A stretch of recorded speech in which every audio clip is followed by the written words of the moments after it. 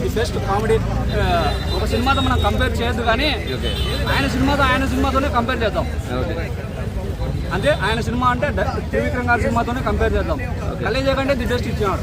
జగపతి బాబు సునీల్ పాత్ర చిన్న తక్కువనే అంటున్నారన్న. శ్రీలీల గారి పాత్ర ఉంది కానీ జగపతి బాబు సునీల్ అంటే వాళ్ళు అంతా అది కామెడీ ఫైట్ కింద పోతా ఉంటారు.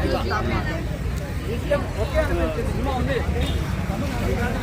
వచ్చినట్టే సినిమాలో కామెడీ టైమింగ్ అనేది ఎక్కువ ఉంది. ఓకేనా? రమేష్ ఒక్కరు ఫ్యామిలీతో వచ్చి ఎంజాయ్ చేయాల్సిన సినిమా. రమేష్ గారి తల్లి సెంటిమెంట్ ఎలా అనిపించింది? రమేష్ గారి తల్లి సెంటిమెంట్ ఎలా అనిపించింది? అదే బ్రదర్, సెంటిమెంటల్ సీన్స్ కూడా బోర్ కొట్టలేదు. రమ్యకృష్ణ గారు బాగా యాక్టింగ్ చేశారు. ఓకేనా బ్రదర్? అంటే నెగిటివిటీ పట్టించుకోవద్దు.